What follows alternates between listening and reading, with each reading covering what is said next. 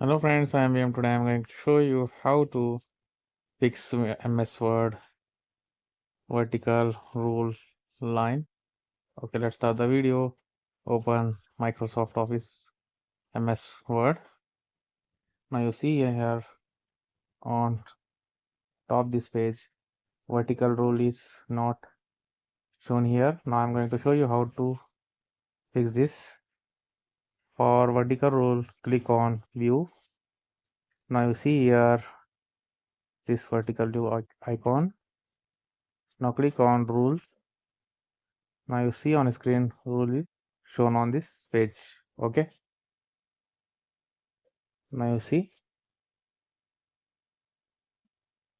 click on this rule and slide. Now rule is working. Okay, that's it. This simple step to fix this problem. Okay, thank you for watching me. See you on next video.